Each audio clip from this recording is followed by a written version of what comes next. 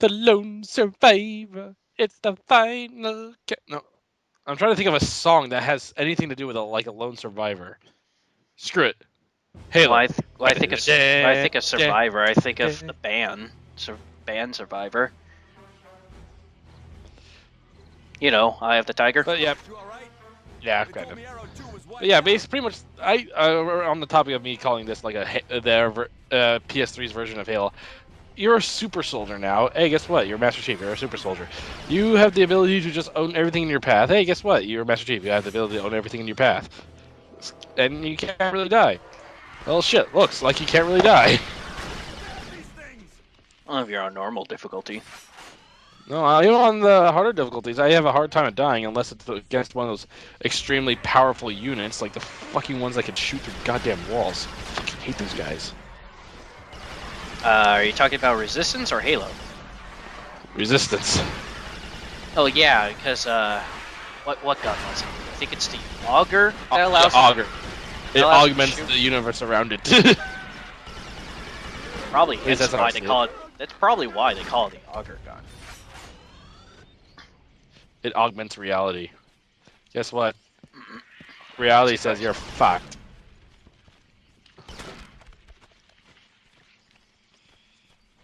But yeah, we're just running around now, seeing these dipshits about to get killed. I truly feel sorry for all the soldiers in this game. They got the shit into the stick, and Nathan Hale is immune to all of it. He's just going, yeah, I'm just gonna run on ahead and keep fighting. You guys just stay here and die. Thanks a lot, Nathan, you dick. Well, in the first game, you really didn't have that many people to back you up and everything like that. Resistance 2, and I heard that in 3 you get more. No, actually in Resistance 3 you get no backup whatsoever. Really?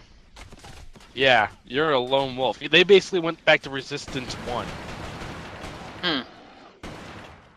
Well, whatever. Honestly, when it comes to your generic first-person shooter, your AI people aren't really the most reliable. That is a fact, unless you're in Halo, because then it's all about Johnson. Fuck everything else. Johnson's the greatest. Well, frickin' Johnson was the first Spartan. He's an Orion. The bastard's god tier, because honestly, you could shoot him a bunch of times and he still won't die. Oh, in Halo 1 you can kill him. Well, yeah, true. You can't kill him, but guess what? Then again, you can kill any AI in that game. Yeah. I'm not dead yet.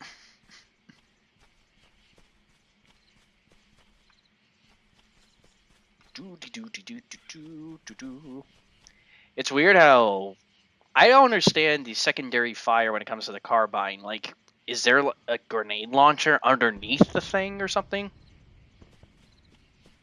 Yep. What are you doing? I love my grenade launcher.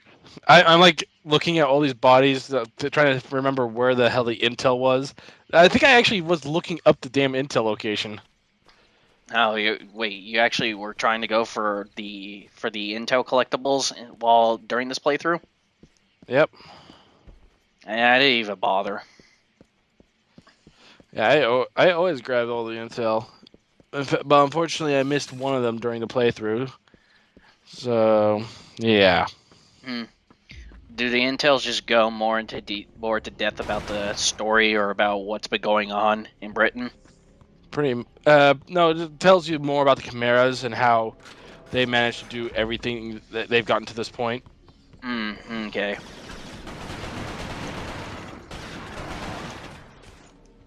Eat lead. I will say that my two favorite guns in this game are the carbine you have right now and the sniper you'll get later. My favorites are the shotgun. Hey, that's everyone's favorite because that thing is just crowd control. Yeah, the Rosemary's really cool. My number one favorite, the carbine. My second favorite is the sniper rifle. Third, the Rosemary. And after that, I'm trying to remember what that one thing after that was. What was it? There's this particular weapon. that I'm thinking of. No, actually, weren't we allowed to wield at some point? Allowed to do what? Dual wield weapons? Dual wield weapons? I can't recall ever dual wielding weapons of Resistance. Yeah, me neither. I don't think I've ever done it, but if you actually like let the whole opening menu thing go through its whole showing you what you could do, showing the game off to you, you'll see like Nathan Hale dual wielding weapons. I'm like, the fuck is this? I want to dual wield. I don't ever recall ever dual wielding a weapon. That's a downside right there. But not be able to dual wield weapons? Yeah.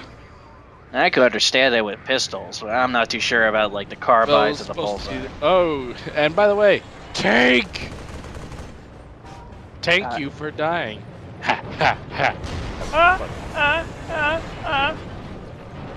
Suck my balls. I have some sort of tank panties off! What? Gotta have some sort of tank situation in the game. Oh yeah, dude. The tank. Oh my god, it doesn't. I don't care what you say. Oh, but the Chimeras have the things and everything. I'm sorry, but the tank owns most Chimera stuff. Especially if the person running the tank is smart and good at doing his damn job. I can't remember. Resistance 2, are you able to drive a tank? I don't think so. No, I don't think so, no. That game is all about, like, being a special ops guy. Because I know that you're mostly on the ground, and when you want to take out something extremely big, you usually get the big explosive weapons. But I can't recall if you ever use a tank. No, I can't say anything for Resistance 3 because I haven't played that game long enough. Yeah, none of the above for the next two games. This is like the only game that allows you to drive a freaking tank. The other games, you have to actually have the big guns, and in Resistance 3, you level up the guns so they do more damage and stuff. The more you use them, the more kills you get them, they'll level up. Ah, so they're bringing Ratchet and Clank into freaking Resistance. Pretty much. And it's same developers, so no surprise. Yeah, so they instead of bringing you new weapons, they gave you the old weapons, but every time you kill somebody, you'll get them closer to leveling them up so then they become more powerful. Like the bullseye. It's as inaccurate as shit in that third game. Anyway, now we're going to be trying to do a last stand effort. Anyone wants to take bets on how this is supposed to end? We win? Well, maybe. I don't know. If we won, then the game would be over.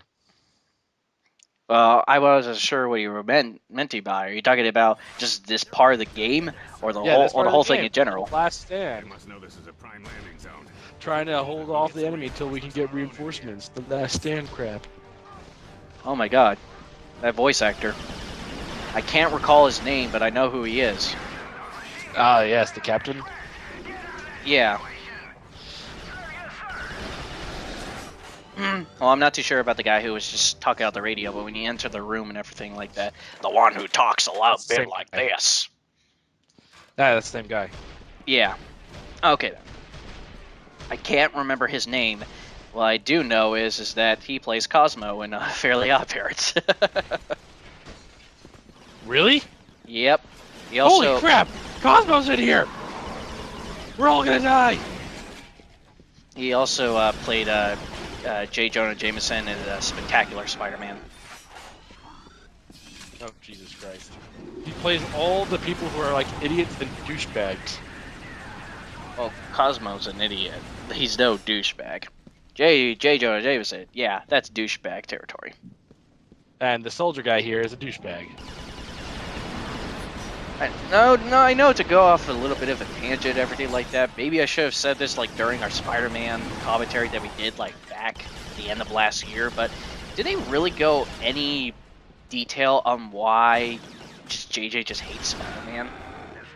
It's just some like his son's an actual national hero and everything, and Spider-Man gets more attention than he does, and Pretty much, it's just a jealousy factor, I think. Okay, because I know, like, in the 90s cartoon, they kind of go a bit detailed into it, like something about his wife be killed by, like, a masked vigilante and everything like that. So he made it his Probably vow that too. to always, pretty much mudsling anybody who wears a mask and everything like that, who hides from the public. But that's the 90s. That was the 90s cartoon. That might actually still be the reason. Maybe. Just that when it comes to Spider-Man comics, I try to keep a bit. I try to keep a bit updated on them. But honestly, anytime there's like Venom or Carnage, yeah, you told me, and I knew. All right. Yeah, they killed him off. Supposedly they killed him off permanently, but hey, guess what? He's eventually gonna return. I just know it. Yeah, they'll find some bullshit way. Guess what? I never actually died. I was here the whole time, and I'm taking back your body. I wasn't dead. I was just mostly dead. How the hell can you be mostly dead? I found a way.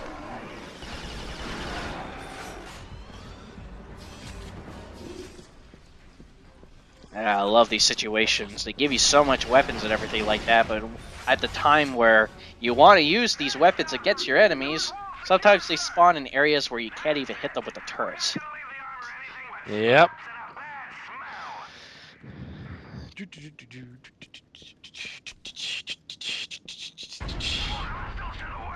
Now, I'm just like waiting for them to come.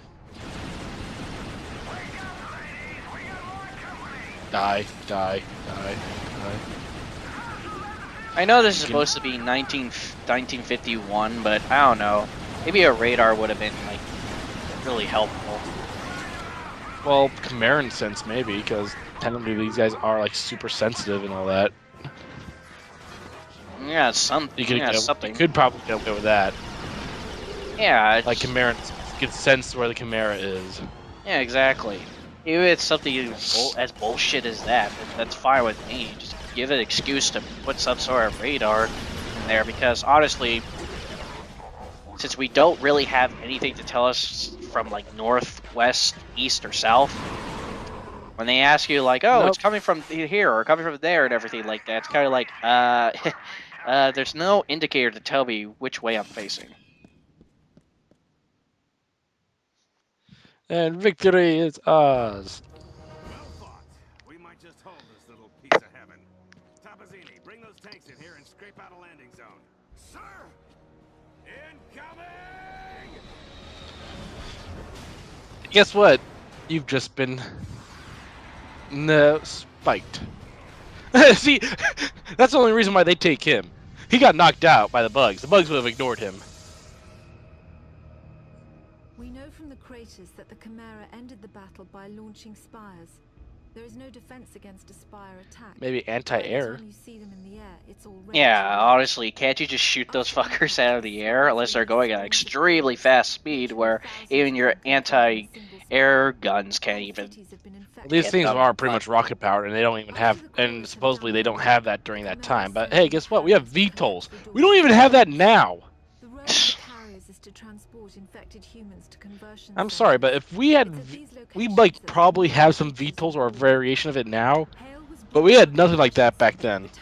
God, War of the Worlds much? Pretty much.